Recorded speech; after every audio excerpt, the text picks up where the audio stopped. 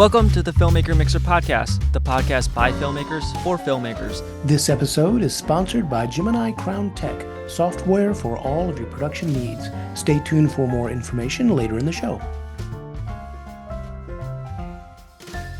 Hello, everybody. This is the Filmmaker Mixer podcast, and today we sit down with Max Purdy and Scout Purdy to talk about their new coming-of-age film, Pilgrim, which they shot for a crazy micro-budget of $5,000. So this should be an inspirational show for all the young filmmakers wanting to just get out there and make their film. So, folks, welcome. Hi. How's it going? It's going good. It's going good. You know, and where are you guys at? Where are you based out of? We're in Burbank right now, right? Burbank. Near Okay. LA. Yeah. Gotcha. Okay, very good. Well, I'm in Austin, so yeah. So, and have you been to Austin? Have you come to Austin Film Festival or South by or anything? Our films have, but we haven't personally. We did a film, Quality Problems, that I think went to Austin. Oh, nice. We didn't go there, but we love the festival. Yeah. So. Well, next time you have to come. Yeah, for sure. Well, just for the context of the conversation, Scout, let's start with you. Tell the folks what Pilgrim is all about. Pilgrim is a story about a young girl who goes on a summer hiking trip with her dad, and it's sort of just about their relationship and growing up together. And what was the inspiration for this story? I think we came up with the idea for just wanting to make any story before before having an idea for Pilgrim in particular. So really we just sort of spent a couple weeks thinking of what sort of themes we were most, attracted to at the time. And me and my dad both sort of centered around the idea that, hey, we have a sort of interesting, maybe unconventional relationship, and why don't we make that the center of our film? And so everything sort of just fell into place after that. And so you and your dad also started the film, correct? Yes. Okay. And wrote it together. Yeah. And Max, you're the composer. Yeah, I was a composer, also had a smallish role in it, and manned the camera for some scenes because, nice. On independent production, it tends to be, hey, who's in the room right now? You're our cinematographer, which was a blast. We all loved the improvisational kind of style of shooting. Well, micro-budget films, and first of all, your film looks fantastic. I love the acting. I love the way it looks. It's a very slick film. It's a very touching story. Thank you. But it's interesting in this independent film world. My friend Zane used to always call it, having to wear multiple hats all the time, which is kind of the way it works. In your case, you wrote it, you acted in it, you directed it, and Max, you did some shooting and some composing. How does the fact that you're going to make it on your own as a family, how does that impact how you not only approach the story, but also approach the production? Scout, let's start with you on the story, then Max will talk to you about production. So you're going to make a film, you're going to make it micro budget, you're just going to go out and do it. How does the constraints of that budget affect you in terms of the writing, or did it? I think it had to, and because we wanted to make the film, so we couldn't write in any explosions or giant monsters overtaking LA. So we had to just sort of restrain ourselves there. But I think it was pretty easy after a little, after we had been working on it for a while, we didn't have to check ourselves too often because it sort of became a natural thing where it's like, all right, we're going to write this scene. We have connections. We can get an RV if we need one. And if we don't have one, we kind of kept this improvisational mindset where it's like, well, if we're writing it in an RV and we ended up shooting this in a friend's cabin. And so we'd change a lot of scenes, but we'd sort of write the base of any scene so it could be adaptable to different locations and different circumstances. So in that sense, we didn't really have to edit what we were writing, just edit the circumstances around it. It was more about maintaining the beat of that moment as opposed to rewriting for a new environment. Yeah. We never thought that the emotion of a scene should depend on where it's shot. So we just tried to focus on making an interesting story that people could connect to, and all the other bits could fall into place after that. You know? Makes sense. Well, that makes sense. And Max, with you, in terms of the production of it, running camera and composing. How did the constraints of the budget affect you in choices of shooting, for example, and those kinds of things? Or again, did it? Yeah, it mostly played in when it came to post-production for me, because that's when I was doing most of my work, which was composing the songs. And I knew kind of right off the bat, I'm not going to be able to do something orchestral with a giant band of strings, you know. So I kind of just from the get-go was thinking about what are the influences I have that I can actually replicate or can sort of sound like, you know. So I started thinking about a lot of like M83's music, a lot of explosions in the sky, and sort of just writing the music around the scenes and, you know, the emotion of the scene. Like a very tender scene, I'd have soft plucking acoustic guitars. And because of that, not having a big budget was actually weirdly liberating because it kind of forced me to find ways to make it work with the music. And luckily, the movie itself was so authentic that writing the music was very easy because I didn't have to like I didn't have to manufacture an emotion in a scene that wasn't there. You know what I mean? Every scene was complete on its own. So I just got to be, you know, a topping sprinkled on top. So, on that note, what motivates you to say let the actors do the heavy lifting in a scene versus letting the music do the heavy lifting in a scene? If that makes sense. How do you make those choices? A big part of it too is like I kind of like to look at the ambiance of a scene as music of its own a lot of the times. How do you Like mean there's one exactly? scene, like there's one scene for instance where Scout is in the woods alone. I don't want to go too much into it, but she's alone in the woods and there's a lot of ambient noise in the background and I knew this needs no score whatsoever. Right, The wind is the music for this scene. right, And so it's kind of just about realizing what is the most immersive quality. So a lot of the times music fits in montage scenes, but sometimes if you just put it over a conversation that's already intimate on its own, it can sort of make something authentic feel phony. right, So luckily the film is so authentic on its own that, you know, I didn't have to do any like heavy lifting to make shit work. It already right. works on its own, you know. I just got to help out. And what was it like writing music for these very demanding, tough actors and directors that you had? It was fun. I mean, we wrote it in a I wrote and recorded the music in like a 2.5 week period after getting brain surgery. Um, just Brain because we surgery. realized, yeah, I had a brain surgery that I needed Just to like just get. off the cuff, and I was doing this movie and I had brain surgery. So Well, no, yeah, what And was all that the all music about? was just horrible. it's all horrible. It's nonsense. It was yeah, very early in my recovery. No, but it was I was home for the quarter, taking quarter off of school because of this brain surgery, and luckily because of that, it gave us a window where I could just stay in the location of recording, have all my gear in one place, not have to worry about school. And so I was able to just for 2 weeks focus on just music and nothing else, which was a great experience and it allowed us to kind of just steamroll through the score, you know? And I feel like it was very intuitive. Like he'd have a couple like outlines for pieces of music and he'd sort of run them by my dad and I and say, I'm thinking this for this scene. What do you think? But then it's every once in a while we'd say, oh, we prefer this one, or oh, this one of the two is better. But I think after a minute, it just sort of became like he understood our taste and what we were looking for. And so he just sort of went with it, and we ended up like loving it. So yeah. Well, Scout, what was the club? Excuse me. What was the collaboration like between you and your father when it came to writing and directing? How did you pass back and forth different responsibilities and different ideas? Um, I think once again it was sort of it's a good thing that I've grown up in the same house with him for 17 years. Well, he is Because your I like dad. yeah.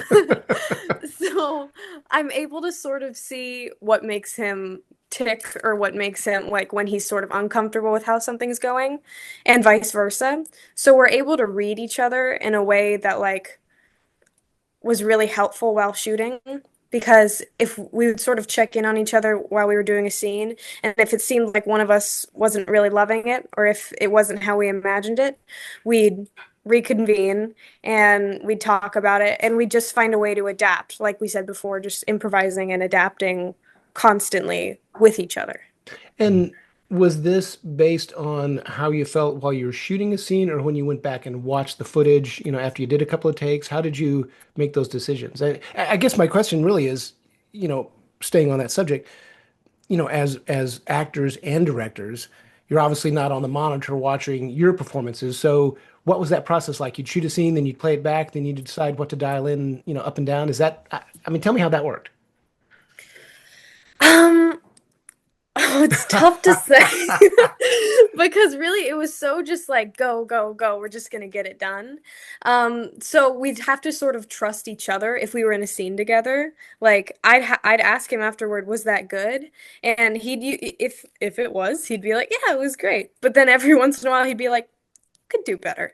And he'd be honest. And like the same thing like goes for him. Like if we did a scene and he'd say, was that okay? I'd usually say yes, but sometimes I'd say, seems like you're a little in your head, and then we'd give it another shot. But it was mostly just checking in with each other after each take. And when it came to post-production, there were a few scenes when we were watching it and sat down with our editor that we were like, this feels off. This doesn't, it feels like it's a sort of break in the story that we don't want there. And so we'd reshoot a couple things, but that was only for, I think, 2 or 3 scenes that we had to do that. Most of all, we were just checking in with each other while we were shooting, one-on-one, and we were able to get a really good result. Right. And if I could add, they Sure. both of them as directors have amazing bullshit detectors. Like they're very keen to noticing when something feels like it's trying to be a moment in a Right. film. And when I was on set, it always seemed like the biggest emphasis is about the authenticity of the scene. It wasn't about like, this ego-based, like, this is the moment. This is the scene and we are the shot. It was very authentic. It's like, how would these characters operate in this moment? Does this feel real to you? And if it doesn't feel real, they would go back to the drawing board and make it work. Like they're, as directors and actors, they're incapable of half-assing a scene they don't trust. Right. And so they naturally make it work. Well, on that note, one thing a lot of filmmakers and actors also say is that when you're trying to make it authentic, sometimes you end up letting things drop away that's in the script, if that makes sense. So oftentimes what's on the page has to adapt in the moment of that scene where maybe you drop a line or drop a word or make it about the emotion and how you're looking at each other, for example, something like that. So I'm curious, did the script change when you were shooting from what you'd written to you're in the moment, you're doing the scene, you're like, you know what, let's rework it this way. Let's just let this fall away and we're going to try it this way. Did you do those kinds of things? Where's your monologue? Oh yeah. Well, we wrote a couple scenes where we had a feeling like if there was a scene with like a bunch of moving parts involved, a lot of actors, it was dependent on, there's a certain scene we shot in a river. So we sort of just wrote that like a skeleton and we would decide what to do. I'm sorry, not to interrupt, but I just, a lot of our listeners are young writers. I'm curious, when you say like a skeleton, you just did the beats of what the scene should be? Yeah, Gotcha. Okay. basically, what we wanted was how the scene started, what changed in it, and how we wanted it to end, like where we wanted our character to end up. Gotcha. And that's what we mean by a skeleton. We did that also with certain scenes with a lot of actors. And people we knew we were going to be working with who had an improv background or who were just very naturally charismatic. We'd give them some leeway in the script to improvise. So we'd write certain talking points we'd want them to hit for just story purposes, but then we'd let them put little anecdotes in that we talked about like with them before so that it felt more real and personal. But Max was reminding me earlier, there was one scene where my character has to do a monologue, and originally I'm not supposed to do a monologue. I'm just supposed to read from a journal. And then the scene sort of ends and I read in my head, I guess. But when we were shooting it, I don't remember why exactly I chose to do it, but I read what I had written in the journal out loud, and it became a very emotional part of the film, and it became one of the scenes that we look back on like, oh gosh, we really loved that scene. And it was sort of a spur of the moment decision, but it ended up having a big impact on the film. So, yeah, that was a really random one that made the final cut. Mhm. Well, Max, back to you. What kind of composers influence you or inspire you? It depends a lot on the score. Like I know for this one, for this project, I wanted it to sound one way for when they're home, and then I wanted to sound different when they got into the wild. So I was kind of like thinking about like the influences will depend on what part of the movie I'm doing. But I know for like the first like half of the movie when they're back home, it was largely inspired by a lot of explosions in the sky, M83, and sort of just some general like new indie underground music. We all love Friday Night Lights, the TV show, so that sound, that sort of like delayed guitar, we really loved that kind of epic build, and so I knew that they would enjoy that sound. And when it came to once we got into nature, I figured, with the acoustic stuff, I kind of wanted to lean a bit into a Bob Dylan-y kind of sound with the way I wrote the music without it being, so folk that it almost feels like it's screaming, "Hey, look at this folk music at you." Right. Like I want it to still be subtle enough to mesh with the other music in the film. So yeah, it started with inspirations, artists who inspired me. But then once I started recording, it became more about intuition than inspiration, like kind of just, okay, I know what scene this song plays for, and I know that it should have, therefore, these qualities. So Well, yeah, you just become familiar. no, it makes sense. Makes sense. Well, I'm curious. Obviously, you're very young filmmakers. You're doing a lot of great work. How did you get interested in film? Scout, we'll start with you. How did you become interested in storytelling and acting and directing and writing? Well, I think the both of us sort of grew up around that environment. Our parents are both independent filmmakers, and they've shot films that we've had small roles in, and so we've been around sets. I think it started when I was like 8, is when my parents shot their first feature. And I just sort of fell in love with not necessarily seeing myself on camera. That's always been a bit difficult for me, but just the environment of like a bunch of people working together to make this film. I thought that was really beautiful, and everyone was able to connect in a very easy way. And for a long time, I didn't want to be a filmmaker because I thought it would be sort of predictable to follow in the same career path as my parents. I'm going to be But a then, rebel and do something else. no, I'm gonna be a rebel and be a baker was my plan. But after a while, I think especially during quarantine, I realized I just loved movies and I thought about them all the time, and it would just be sort of a waste if I didn't use that passion that I had in some way. So, yeah, I approached Dad and we decided to do Pilgrim. And what kind of stories are you drawn to? Um, I think it's honestly a mix. Um, I've written some things after Pilgrim just by myself, and I feel like I do tend to bend genres every once in a while. Um, I like comedy. I feel like I'm naturally drawn to scripts with like comedic moments or comedic characters. But I do love horror and drama as well. So I think everything I write has a little bit of each of those genres infused into it. And Max, how about you? Obviously, you grew up around filmmaking as well. How did you get interested in music composition? Yeah, it was similar thing to Scout, where we had grown up in this environment of film, and our first experience in film was with acting. We acted in this film, Quality Problems, and I remember for the longest time I thought that was what I wanted to do, that I wanted to be an actor. And then I remember in high school, I did a short film with some friends that, as any young actor believes, oh, this is going to go to Cannes, of course. It's a high school short film, but I saw it and I remembered just being kind of unsatisfied with the dialogue and the directing in it, and I was figuring like I feel like I could do something better than this. And so it initially started as like, okay, well, I'll write myself something to act in. And then I started writing my first script, and by page 20 I realized like, oh, this is where I want to be working. I want to be working on the production side of things. And from there it was writing, and then it was directing my first scripts, and then it was realizing, hey, I don't have any music I can use for this, but I play guitar, so let's record something. So it's kind of like everything has just come out of running into necessity, like no one's going to write this, so I need to write it.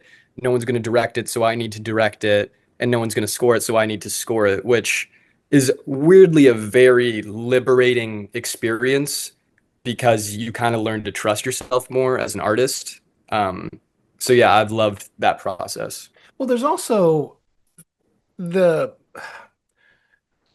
you can scare yourself into non-action, I suppose is the best way to say it. There's probably a better way to say it, but what I'm getting at is you can rely on so many other people or waiting for that person to come along or waiting for the right actor or waiting for whatever, and then you never get anything done. It's you can create a paralysis where you actually don't make any films. And so if you make the choice, hey, I'm just going to do it whatever it takes, and if I've got to compose it, I've got to compose it. If I've got to be in it, I got to be in it. But you get your films done that way, and you learn and you become better filmmakers, and you go on to make more films. So speaking of more films, what are you guys up to next? Scout, we'll start with you.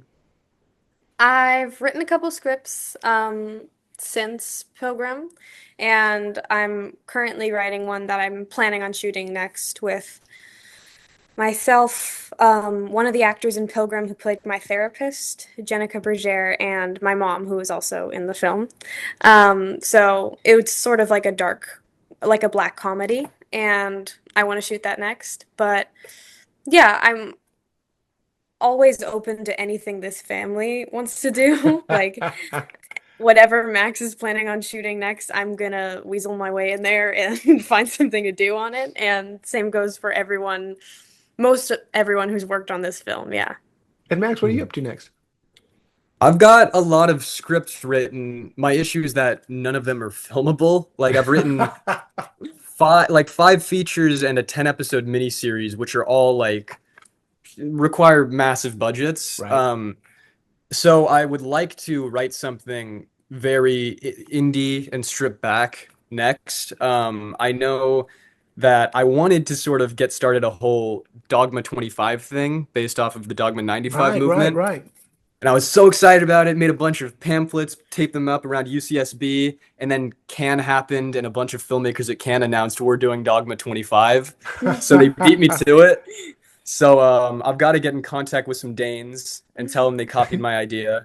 But no, I definitely think something in that vein, that stripped back, willfully amateurish style, I think that's where I want to be headed next. Something kind of in the vein of like Julian Donkey Boy and some of Harmony Korine's stuff. Right. Well, that's awesome. Well, Scout and Max, it's been a pleasure having you on the show. And don't jump off the Zoom call. I'm going to wrap up here in a second, but I want to chat with you just for a couple minutes. But thanks for joining us, and best of luck on this film and all your future projects. Thank you. Thank you for having us. Sure. Take care. This episode is sponsored by Gemini Crown Tech, owned and operated by Stephanie Moore and Stephanie Harrison.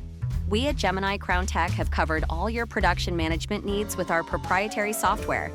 Please visit our website at www.geminicrowntech.com and use the code FMP for Filmmaker Mixer podcast listeners, so we know how you heard about us. Thank you for listening to the Filmmaker Mixer podcast, a podcast created and hosted by filmmakers Jeff Stolen and Andrew Lamping, and produced by Melody Lopez. Our theme song was composed by Stephen D. Bennett. Make sure to follow or subscribe on whatever platform you're listening to us on, and stay tuned for future episodes.